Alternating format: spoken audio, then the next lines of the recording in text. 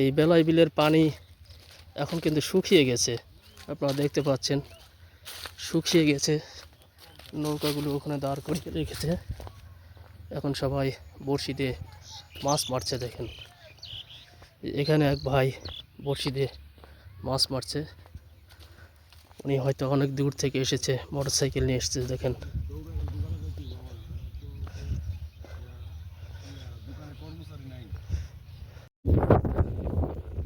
এখানেও দেখতে পাচ্ছি যে এক ভাই বড়শি দিয়ে মাছ মারতেছে। আসসালামু আলাইকুম ভাই, কি মাছ টাছ পাইছেন কিছু? অল্প না? তাই যাই হোক, সারাবেলায় তো আসেন, হয়তো বা পাবেন।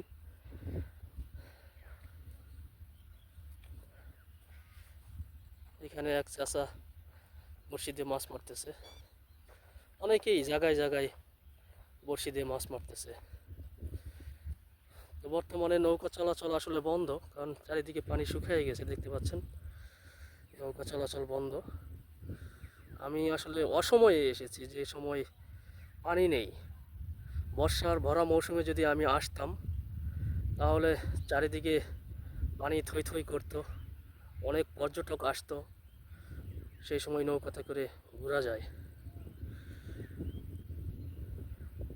চাচা, মাছ কিছু পাইছেন? যাক আলহামদুলিল্লাহ। কি মাছ পান এখানে? শুধু পুঁটি মাছ? অন্য কোনো বড় বড় মাছ ওঠে না? না,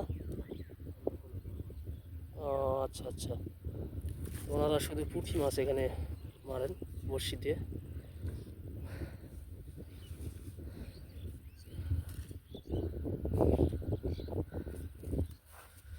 যাই হোক, এই শুকনা বিল আমি আপনাদেরকে একটু ঘুরিয়ে ঘুরিয়ে দেখানোর চেষ্টা করতেছি।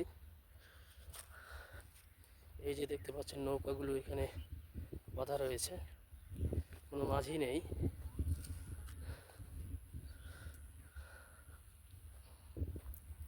বিশাল আকারের একটি বিল, বিশাল আকারের একটি বিল দেখতে পাচ্ছেন, বিশাল বিল। তো বিলের পানি শুকিয়ে গেছে। আসলে বর্ষার মৌসুমে না আসলে এই বিলে কোনো মজা পাবেন না আপনারা। আর আমি এসেছি একেবারেই একটা অসময়ে, এবং ভর দুপুর বেলা এসেছি। তো প্রচণ্ড রোদ, যেই রোদের মধ্যে আমি হেঁটে হেঁটে ভিডিও করতেছি।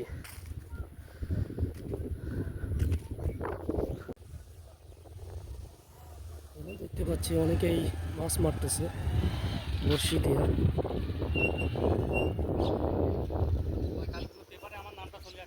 হ্যাঁ ভাই, পেপারে আপনার নামটা আসবে না, তবে ভিডিওতে আপনার ছবিটা থাকবে।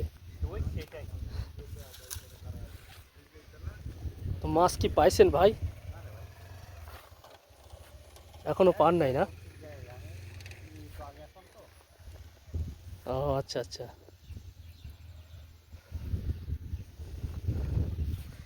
এখানে ছোট্ট একটা কাঠের ব্রিজ দেখতে পাচ্ছি। এই ছোট্ট কাঠের ব্রিজের উপর দিয়ে অ্যাকোয়া বিলাসে যেতে হয়।